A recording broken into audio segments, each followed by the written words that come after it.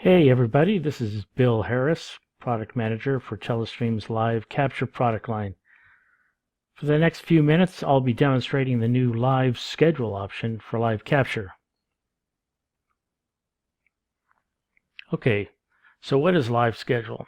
Live Schedule is a new option for Live Capture, and it is an application that runs on the Live Capture server and can be used to schedule Live Capture event recordings using a simple, user-friendly, and lightweight HTML5 browser interface.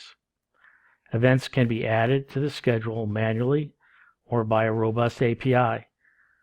Single events can be duplicated across multiple channels, making scheduling multiple channel events a breeze. As with all Live Capture user interfaces, any associated metadata appears automatically in the UI, where data can be then entered into a single or multiple events. Editing events is easy as well. Schedule events can be quickly modified prior to event start, or if already recording, the end times can be updated while the event is in progress.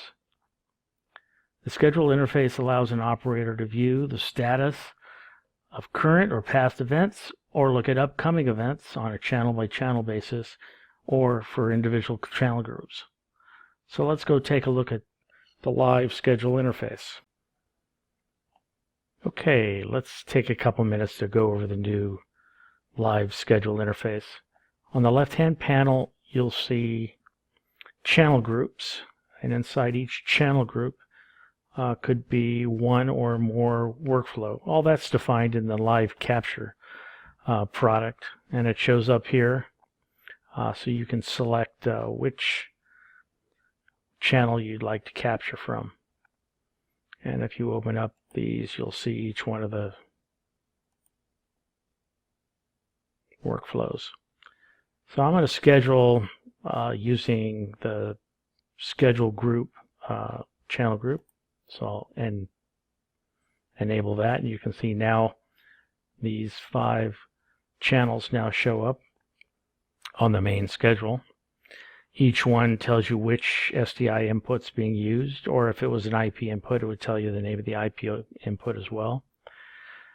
You can display on the daily timeline, a weekly timeline, or a monthly timeline.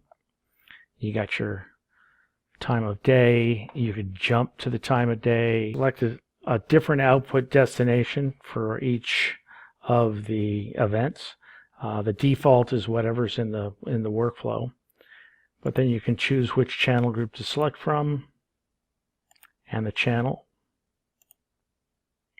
and say add, and it adds that to the timeline. You can just stretch out the event if you wanted to make it bigger or shorter, either end. When this event begins to capture, you can still take the end and move it. You know, if you had a sporting event or something like that that might have gone long or short, it's easily done. There's another real cool feature, and that is the duplicate. Duplicate, what that does, will duplicate across workflows. So for instance, here I already have something on channel 1, and let's say I had a multi-channel capture that I wanted to schedule, all using the same, essentially the same schedule type. So I would just select the channels that I wanted and say copy, and that would copy those down. And each one can be individually modified as well.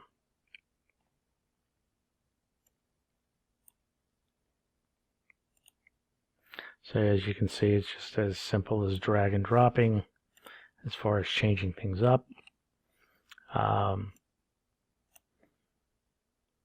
Can add more events.